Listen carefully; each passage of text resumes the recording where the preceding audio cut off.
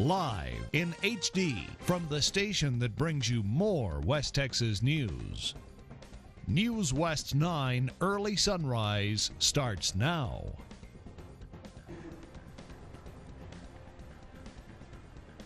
Good morning. Thanks for starting another work and school week with us here on News West 9 Early Sunrise. It is Monday, April 28th. I'm Victor Lopez. Good morning. I'm Stephanie Mills. I'm Storm Tracker 9 meteorologist Emily Borchard. Well, the winds have finally relaxed this morning. Thank goodness. Great news. Yeah, It was really windy yesterday. Unfortunately, as the afternoon progresses, or as the day progresses, winds are going to be back in this afternoon's forecast. So that's something to plan around. Maybe if you had things moved around yesterday, put them down, restrain them, if you will. So let's take a look at how we're starting the morning.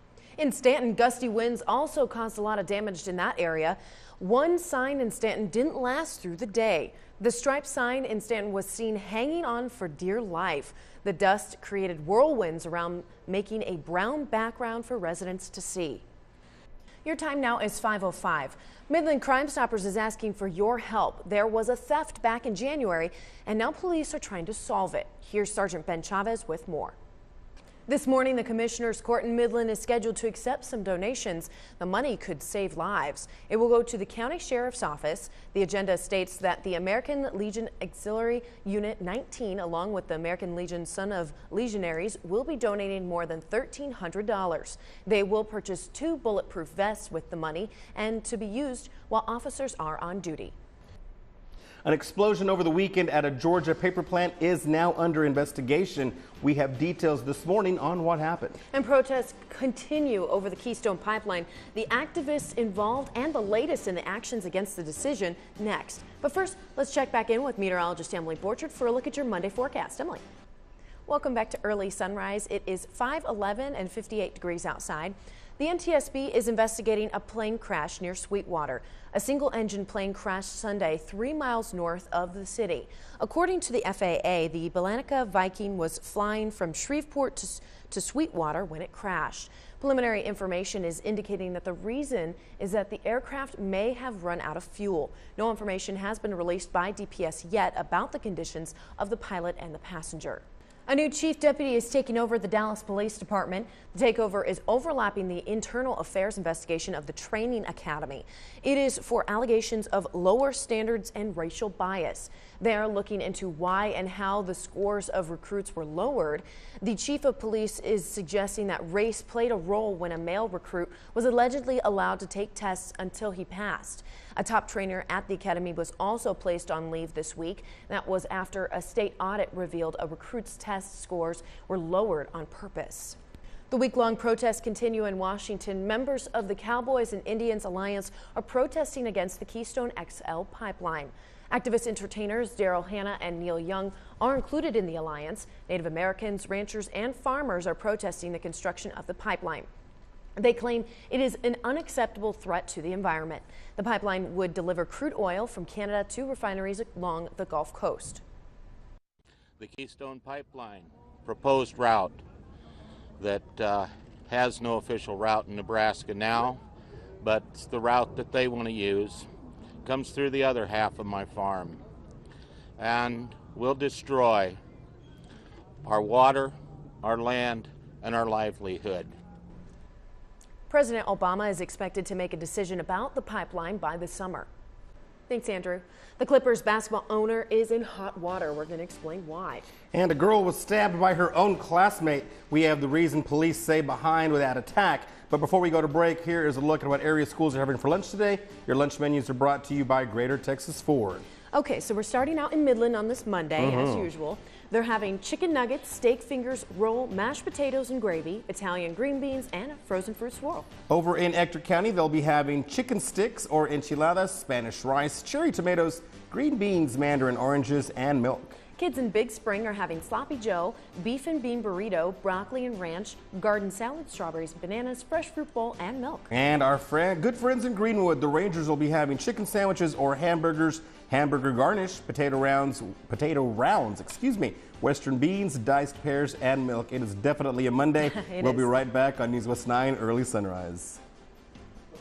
A 16-year-old high school student in Connecticut may be charged as an adult, and they are accused of stabbing a fellow classmate when she refused to go to prom with him.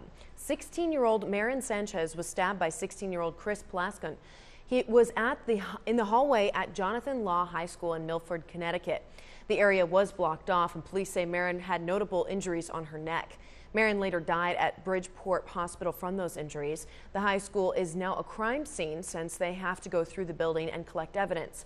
The suspect was taken into custody. Reynosa Zoo in northern Mexico has a new baby. The animal is called a zonkey, and it is a rare cross between a zebra and a donkey. Kumba was born April 21st. The zoo says Kumba is rare in the animal world because the zebra and the donkey chromosomes are not compatible. Kumba's mother is a female zebra and is called Reyes, while the father is a dwarf blue-eyed albino donkey named Ignacio. Okay, now this little guy has been making news all weekend long. I saw it on all online. I posted it to my page too. Yeah, and I think one of the cool things is that the Reynosa Zoo, I have family in that part of South Texas and in really? Reynosa, so I'm gonna have to get a hold of them and see if they had a chance to go and check this guy out or see not. the zonkey. That's pretty cool. That is awesome. Well, if you're just joining us on News West 9 Early Sunrise, stick around. We're going to take another look at headlines that are making their way across West Texas. West Texas winds created a lot of damage for a lot of people over the weekend. We've got the video and the details on what happened. And a man was caught on camera stealing. Now the local store here wants justice. But first, before we go to break, we're going to let you know what meteorologist Emily Borchard is telling us about this morning's forecast. Welcome back to News West 9 Early Sunrise. It's 5:33. We're at 58 degrees outside. And we continue to talk about all the wind and dust storms. In Howard County, like many other places, the winds caused havoc for residents, drivers, and firefighters. Blowing dust caused low visibility with winds near 50 miles an hour. And there were downed tree branches, power lines, and more. In the county, volunteer firefighters dealt with 2 fires related to the winds. The first was near the railroad tracks near FM 700 and I-20 east of Big Spring. The rail tie fire was near Alon Refinery. The Alon Red Hats took care of the situation.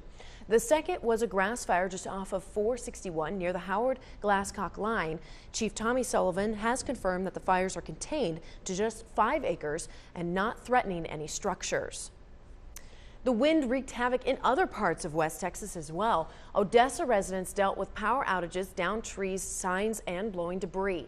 Same situation was in Midland and Big Spring. One viewer in Crane sent us a picture of his drive, and he could hardly see out the windshield due to blowing dirt. The value of a customer was proven when a store employee in Midland was informed that he was getting robbed. Surveillance video from Affordable Leather shows that the man in the white coat and hat shuffled through all the clothes, and this was Saturday afternoon. When no one was around, you see him settle on a vest, fold it, and stuff it into his jacket. The owner says a customer alerted him of the thief. There are 6 surveillance cameras, all clearly visible, and other warning signs throughout the store. The Copelands are not worried about the money, though. They just want justice. The thief is described as being an older man, 5'8", with facial hair. He is said to be driving a white Ford Explorer with the license plate BR5B736. If anyone has any information, they're asked to call Midland Police. Howard County commissioners are set to begin scheduling road work. Earlier this month, TxDOT approved a $3.8 million grant to be used for repair on the roads. The only catch is the county will not receive the money up front. They have to first do the road repairs, and then they will get reimbursed by TxDOT between 30 to 45 days after notifying them about the repairs being completed. Another catch is that the grant does not cover 100% of the costs. It will be an 80-20 matching grant. TxDOT pays 80 and Howard County pays the other 20. Thanks, Emily.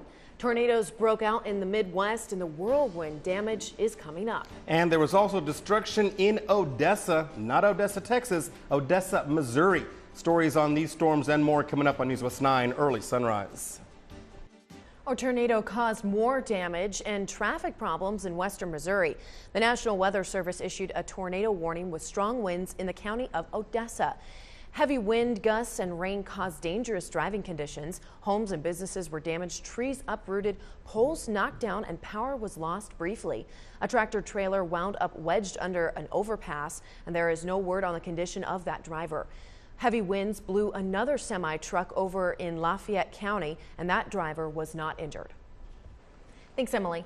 If you love thrills and spills, then listen up. Kansas City, Missouri's newest water slide has broken a Guinness World Record. The Verrückt at Schlitterbahn water park stands at 168 feet high.